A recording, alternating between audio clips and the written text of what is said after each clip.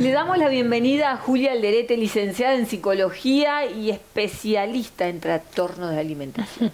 Bienvenida, ¿cómo estás? Es un placer estar acá. ¿Alimenticia o alimentación? Se dice de las dos formas. Se dice de las dos maneras, perfecto. ¿Qué novedades tenemos, Julia, en todo este tiempo que no nos hemos visto? Bueno, muchas novedades, muchos avances que se han logrado en lo que es el proyecto de ley de trastornos de la conducta alimentaria. De hecho, estamos muy cerquita de que pueda ser definitivamente ley. En el mes de julio fue aprobada en Comisión de Salud el proyecto, lo cual la habilitó a pasar a Cámara de Diputados, donde en el mes de agosto tuvo su media sanción. O sea que nos falta que pase a Cámara de Senadores, donde ahí sí obtenga la sanción completa y pueda ser definitivamente ley. Definitivamente una ley. Para que nos quede más claro a nosotros, los ciudadanos comunes, ¿en qué nos favorece esa ley, ¿no? O qué contempla, o qué necesidades de nosotros contempla esa ley? Exactamente. Bueno, esa ley lo que pide, es el Día Nacional de lucha contra los trastornos de la conducta alimentaria, que en todo el recorrido de este proyecto de ley que lleva muchos años, es eso, ¿no? También abrir el abanico no solamente a bulimia y anorexia, sino a todos los trastornos alimenticios que todo lo que hemos hablado visto, Bien con Lourdes desde que comenzamos, porque todas tus citas has traído una variedad inmensa de los trastornos alimentarios que son inmensas realmente, que uno siempre piensa, cuando piensa en eso, anorexia y bulimia. Exacto. Y ya está, no, hay el abanico es mucho más amplio y esta ley también lo que permite es eso, ¿no? Abrir el espectro y no centrarlo solamente en bulimia y anorexia. Ahí ya tenemos también un beneficio, ¿no? De esta ley. Y hacer visible el tema, ¿no? Que es lo que más necesitamos y que, como siempre digo, estos espacios tanto ayudan a hacer visible y a poner el tema sobre la mesa, porque la realidad es como yo digo, es como una ola que nos va tapando de los casos cómo van en aumento, ¿no? Entonces, dar visibilidad, hablar del tema, brindar información para que las personas puedan ayudar a prevenir y a detectar sobre todo, ¿no? Y a poder iniciar un tratamiento lo antes posible, ¿no? Que eso hace un mejor diagnóstico y pronóstico de la enfermedad en sí, ¿no? La ley entonces se pone sobre la mesa el tema, se visibiliza. ¿Qué más? Se hacen campañas de concientización a nivel del ministerio, ¿no? En todas sus formas. El ministerio, o sea, que se hace cargo de... Exactamente. Y también otro paso que queremos continuar en esto es poder obtener cifras de nuestro país, ¿no? Que no las tenemos. Que no las tenemos y que son necesarias también, porque nos llevamos de la mano de cifras de países vecinos, pero no tenemos los nuestros. Sí tenemos como ese termómetro de la consulta, de la clínica, y como te decía, los niveles van en aumento. Y lo más alarmante es que cada vez más chiquitos.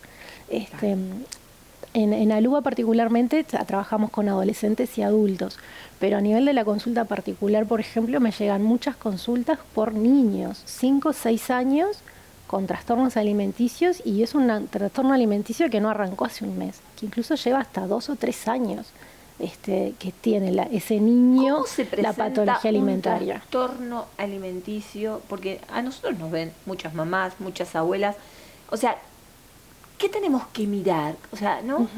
¿Qué hay que ver? ¿Qué hay que mirar cuando tenemos un niño en casa y pasa eso? Estamos hablando de 5 o 6 años, están yendo a la escuela recién, chiquititos. Son chiquititos. Porque como Catalina cumple 5 en enero. Son unos pequeñitos así que ni siquiera llegan a la altura del escritorio del consultorio. Y como te decía, que no llevan un mes con estas conductas, llevan 2 o 3 añitos. O sea que esto arrancó a sus 2 o 2 añitos y medio, el tema del vínculo con la comida y con el cuerpo. Y empiezan con ese malestar con el cuerpo, que no les gusta, que lo odian, que no quieren comer.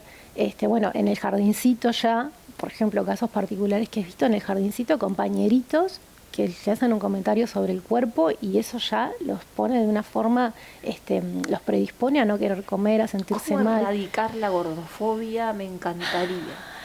Sería necesario, es necesario, ¿no? Pero nos falta mucho todavía. Muchísimo.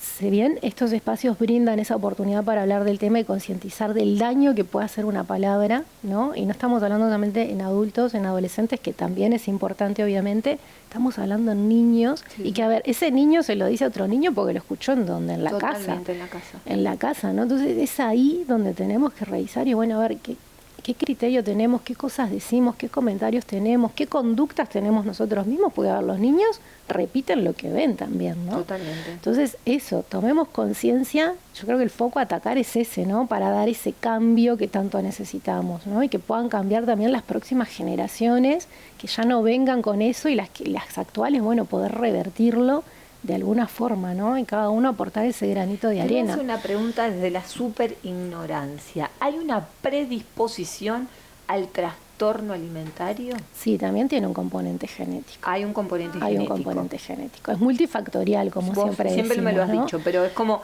hoy, no sé, pusiste ahí las edades que me hacen poner la piel de gallina, ¿no? Porque, o sea, todas las edades son terribles para cualquier tipo de enfermedad, pero que un niño de 6 años tenga un trastorno de alimentación es gravísimo. Es gravísimo porque tiene que ver con la opinión del otro, tiene que ver lo que el otro te dice, tiene que ver con los mensajes que damos todos los días. Total. Entonces eso es terrible y hay que abrir los ojos todos, padres, abuelos, tíos, todos, educadores, maestros. Totalmente. Eso nos hace ver la urgencia de este tema y de generar acciones para brindar mayor visibilidad del tema, que eso también es lo que brinda la ley, ¿no? El capacitar a profesionales, porque también lo que he visto con estos niños particularmente, y bueno, con adolescentes ni que hablar y con adultos mucho más, es eso, que a veces llegan a las consultas con sus médicos, pediatras, nutricionistas y no pueden detectar a tiempo una conducta de TCA. No está esa información, esa capacitación, y la ley también brinda eso, ¿no? Entonces, por eso también es importante que pueda finalmente... el médico, por ejemplo, no sé, el pediatra, cuando va el niño al pediatra, que ahí se pueda ya detectar. Exactamente, esa es una puerta de entrada ahí de que puedan detectar una conducta de un trastorno alimenticio, ¿no? Sí. Y lo que pasa es eso, que lo ves en la consulta, que llegan, que han visto profesionales, que han visto médicos y no fue detectada esa conducta. Y puntualmente con una niña lo que pasó fue eso, viendo estas entrevistas, la mamá se dio cuenta que su hija, esas conductas eran de un TCA, ¿no? Entonces, ¿cuán importantes son estos espacios para brindar esa información? Y lo importante que necesitamos es ese apoyo legal, ese marco legal que brinde herramientas tanto a la población a nivel nacional, pero también a nosotros los profesionales para poder tener las herramientas para poder detectar esas conductas en la consulta, ¿no? Sí.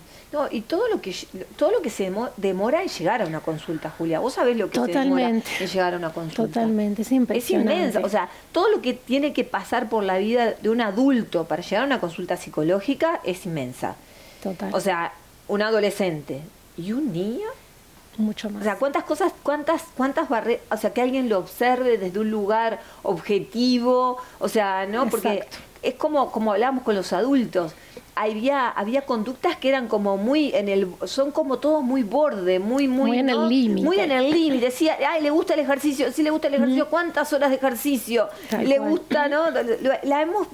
Todas las posibilidades las hemos puesto acá sobre la mesa y hemos visto a veces que decir, sí, ¿cuál es el límite, no? Exactamente. Es que es tan delicada esa línea, sí. ¿no? Y en el caso de los niños está muy también eso, a ver, es un berrinche, ya se le va a pasar, es un capricho, se le va a pasar. El tema es que, bueno, el capricho sí existe en los niños, obviamente, claro, los berrinches ni que hablar, pero hay que prestar atención si ese berrinche es algo momentáneo de ese tiempo o si esa conducta se instala, ¿no? Claro. Entonces, y mucho pasa por eso, es un berrinche, es un capricho, pasa, y así las conductas se van acentuando y la patología va ganando fuerza, ¿no? Claro, obvio. Entonces, por eso es importante eso. La información para mí es fundamental. Sí. La información es poder siempre. Y ya te digo, y esas consultas que llegan y dicen, vi la entrevista, me di cuenta de esas conductas que la tiene un niño, y el decir que también está en niños estas patologías alimentarias, abre la cabeza, ¿no? Porque te ayuda, bueno, es esto, pasa esto. Y la tranquilidad de esas mamás y papás que pueden darse cuenta de, bueno, es esto, entonces hagamos algo para atacar este tema y que inicie un tratamiento, ¿no? Totalmente. Y a nivel de salud, que sí, nos falta mucho en rever esas cosas y facilitar las cosas, ¿no? En vez de como poner esos obstáculos que hace que la persona lleve como tanto tiempo en lograr lo que realmente necesita, y en estos casos de salud mental que los tiempos son ya. Exacto, los tiempos son ya.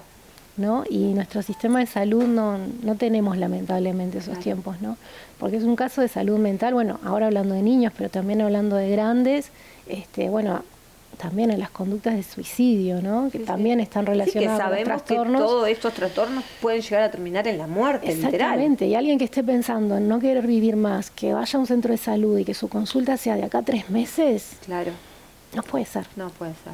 Eso necesita la urgencia del momento. La inmediatez. Exacto. Sí, sí. Julia, como siempre, muchas gracias. Un placer, tenerte acá. Y bueno, y sigan a Julia en sus redes, porque en realidad siempre hay información, la consultan, preguntar siempre, ¿no? Claro Gracias, que sí. Julia. Gracias.